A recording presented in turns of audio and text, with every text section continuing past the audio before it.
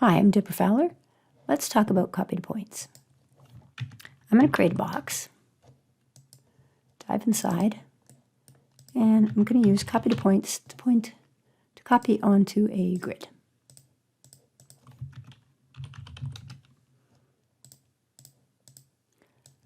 And not too surprising, it copies to those points. But what if we wanted to orient these differently or rotate them? Well, we can't go up here and just rotate them up here because they'll all be the same. So we want to vary them. We can add an attribute to the point. So the first thing I'm going to do is try attribute randomize. And what this does is adds an attribute to that point so that copy to points uses that. We can change color, we can change pscale, but more importantly, we're going to change the orientation. Now, right now, that chooses a random orientation. What if we didn't want them to be twisted in every direction, but they still wanted to have them stay on Y up? There's a couple of ways to do that. There's actually quite a few.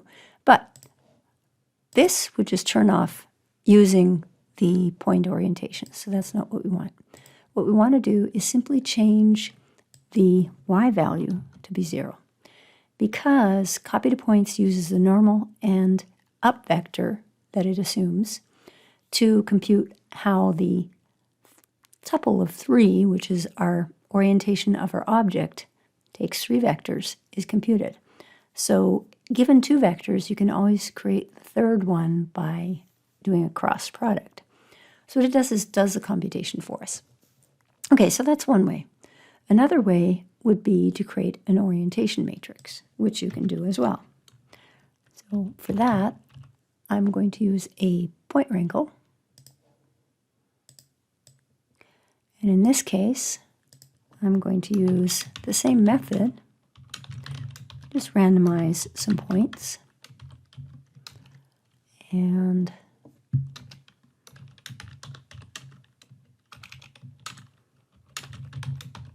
create a different seed for this one.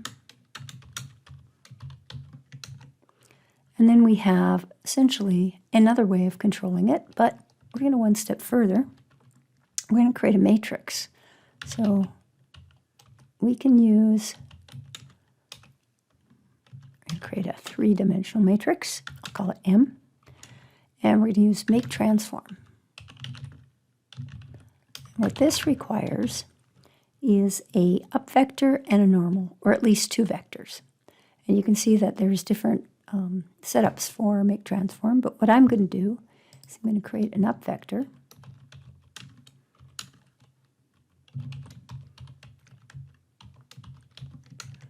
And use that up vector with my normal to create a transformation matrix.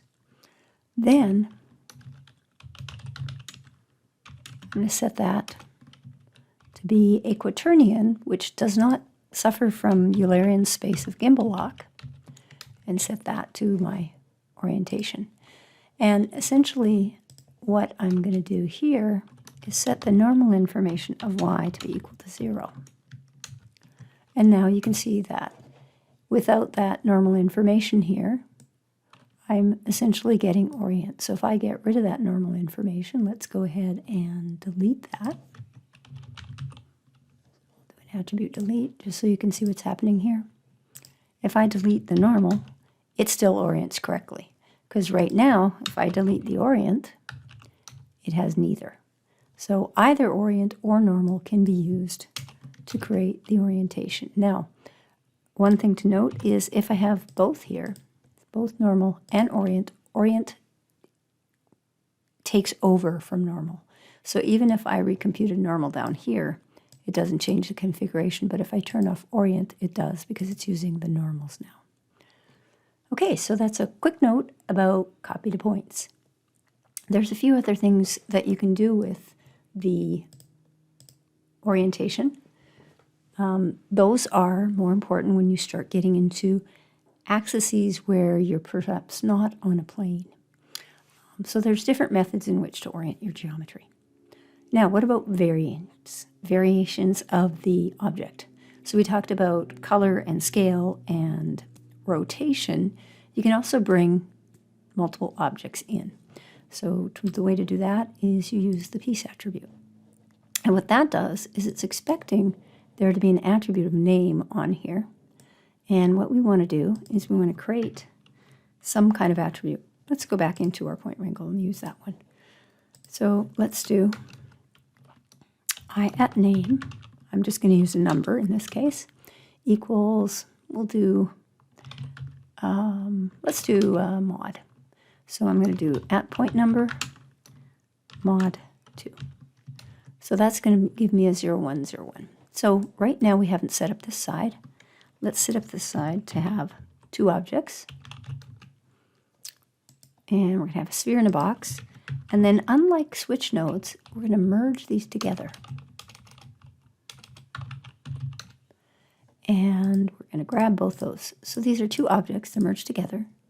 And let's just raise that up a little so you can see they're both there. What we're going to do is define those 2 objects to have a name. So we're going to pack them to make them point information.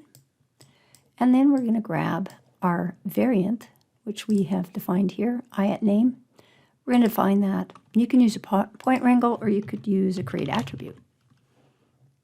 Either one's fine, because all we really want to do is create that attribute so it defines which of these name variants we're using over here.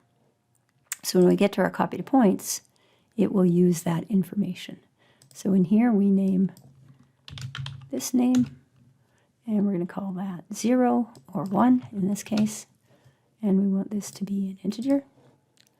And in this one, we're going to do much the same thing, and we're going to call it 0, which is fine.